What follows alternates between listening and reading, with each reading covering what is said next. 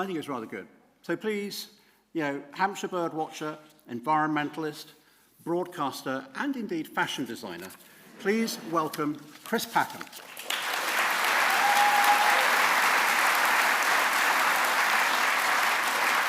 How long have I got?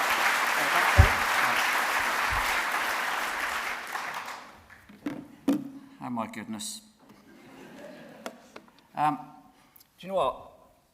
Coincidentally, I was going to draw attention to my lack of sartorial elegance today and apologise. 25 years ago when I undertook the honour of becoming president, I turned up in a suit and a tie. And now look, I've become very lazy. This is why my personal relationships don't last for 25 years. To kind of give up on things. I was going to obviously offer an explanation as why a 63-year-old man has turned up in banana-coloured trainers, because it's not particularly smart, and certainly lacking the tie, and that is that I have to leave at lunchtime to go to another event to support a bunch of beleaguered scientists in London, and my habit is to walk around London now, so I'm going to be walking from Waterloo Station to Angel, Islington. And it's quite a walk, and I didn't fancy doing that in smart shoes and a suit.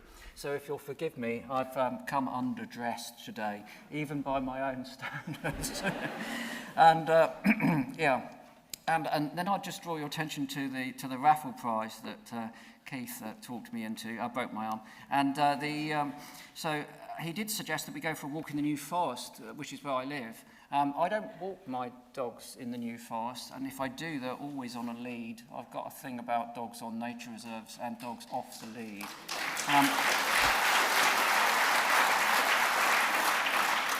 So I suggested we relocated to the Itchen Navigation, and my dogs will be an accompaniment, of course. I mean, what an offer. Chris Packham and 2 poodles, honestly. I'm not sure that's going to really boost the raffle sales, but whatever. And they will be on a lead, so yeah, it's one of those messages I continue to try and get across. Not with formidable success, sadly, in the New Forest, but the other day there's a sign that's put out quite near where I live. We've got a couple of pairs of curlews which are hanging on. In fact, there was a talk about that at one of our previous meets. And the dog walkers tore the signs down the other day.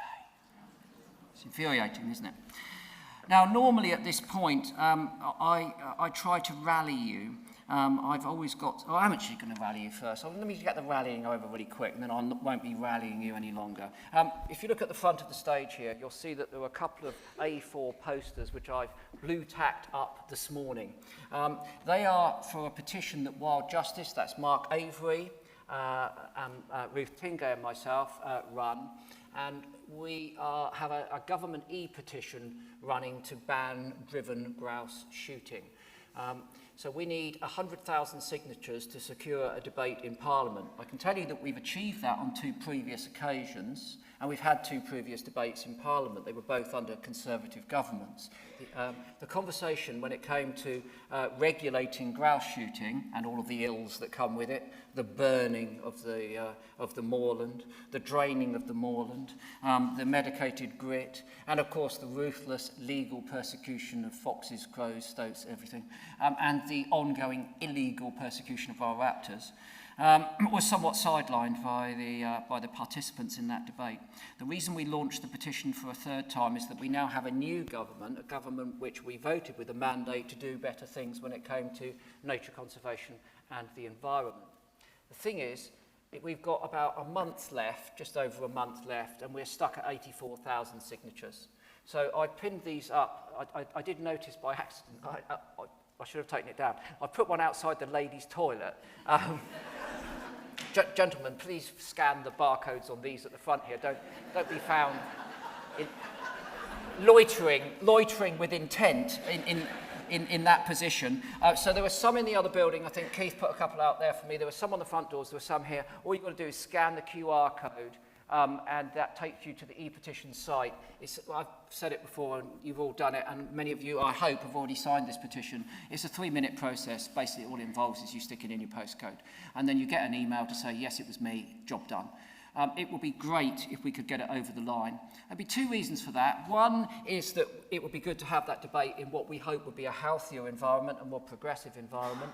And 2, It was actually not here in this particular location, but at this an AGM of the HOS that Mark Avery and I had the idea of forming Wild Justice. He'd been invited to come and give a talk. We kind of knew one another.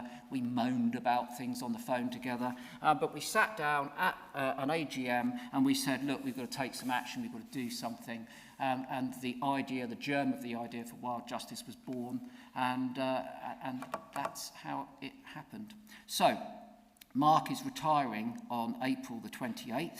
He's done an amazing job. He's been very much the core of that small organisation, which I like to think has punched way above its weight. And he's really keen, and we're really keen that we sign him off with another one of these debates. He's been a fervent campaigner for reform when it comes to unsustainable and illegal shooting, and has made significant progress, so it would be great. So please, if you get a minute, scan it and sign it on. You could then photograph the poster, and then you could wave that at your friends, your family, anyone you meet in the street in Winchester, and get them to scan the QR code off your phone, get the process moving. It would be really super if we could do that. Right. I said I wasn't going to campaign. I started off campaigning. It seems to have become my job. What I was actually going to do today was to talk about something different, and something that I'm very conscious of and increasingly conscious of, particularly when it comes to young people, and that is the way that I feel. Now, I mean, I'm 63 years old. I was brought up by, two parents that were children in the war. I cannot even imagine the stresses that they went through, let alone the stresses that people in other parts of the world are going through as we speak. But part of that was that I was never encouraged really to talk about the way that I feel. It was always what I'm going to do, or the way things are. Everything was practical, it was pragmatic, it was empirical. But I think we now have generations of young people who are becoming increasingly anxious for lots of reasons. Now, some of those reasons overlap with our interests, our abilities, our energies, our capacity to make a positive difference for them. And one of those things, undoubtedly, is climate anxiety. Now, eco-anxiety, climate anxiety is a phrase that I remember hearing a few years ago. And I honestly, at that point, if you'd have asked me, I would have said, do you know what? I'm anxious about quite a few things, but I'm not particularly anxious about that. I'm concerned, I'm fearful, but it doesn't manifest within me as anxiety, something which becomes physiological and has an impact on the way that I am able to exist and conduct my life, think, move on a day-to-day basis. I've got to say that that's changed. And I'll be very honest with you. Before Christmas, November, December time, I had a significant wobble. I would describe it by my own standards as a mental health episode, and I would put it at a sort of a moderate level. And the reason that happened is a conflagration of things that have come together, and I don't need to explain them to you. What's going on in the United States at the moment is enormously damaging. It's not just damaging economically and so on and so forth, but the enormous amount of hard work that has been done over generations of forward-thinking environmentalists and conservationists is being undone at phenomenal speed, and being able to bring it back is going to be probably impossible. So obviously moving towards the American elections was something of enormous significance. And then, of course, I'm constantly exposed. I should be reading New Scientist on the train this afternoon. I'm constantly exposed to that. I suppose, people like myself read and see more of that than if you just watch the 10 o'clock news, because the media is enormously neglectful when it comes to telling us the truth about our predicament. What I came to the realization in November and December was that, to a great extent now, what we are facing is the need to rapidly adapt to changes which will move beyond our control. And that's a sea change for someone like myself. Because I get up and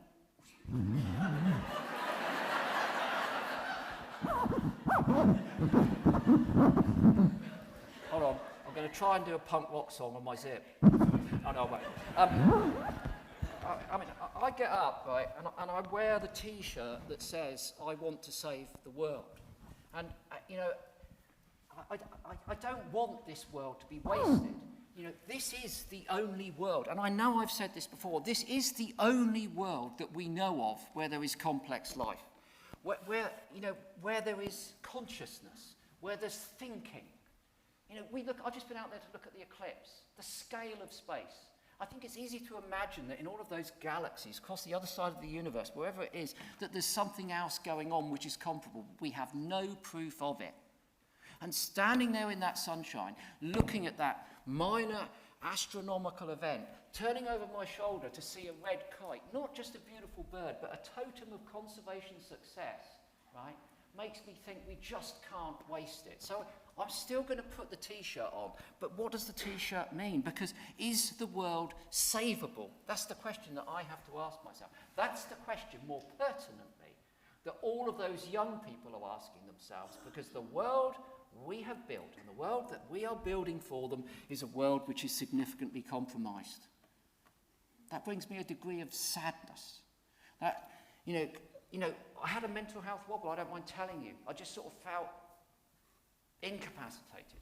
I felt powerless. I felt that all of the energies, all of the endeavours that I'm able to muster, all of the things that I'm trying to instigate, all of the people that I work with, all of those people that are giving their time, those people that are giving their freedom. As we speak, there are 14 Just Stop Oil protesters, non-violent direct activists in jail for draconian periods of time, far greater than sex offenders. 5 years. 5 years for complaining, for being a canary in a coal mine. It's bonkers, absolutely bonkers.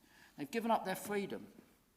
But what we're looking at now is essentially not winning in the way that we imagined we might win 15, 20 years ago, but adapting to something. Now, that might immediately strike you as something which is depressing, but listen, we are enormously resourceful. We are incomparably intelligent and creative and imaginative. And just as this week Just Stop Oil have decided that they're going to stop their campaigning, they're not going to stop. They're just stopping that methodology, because that methodology had stopped working. There's no question about that. Rest assured that, you know, we are all at the drawing board coming up with new ideas as to how we effect those changes. It's become a lot more difficult. The government that we've elected is maybe not the government which is at the moment affecting those mandates that we imagined.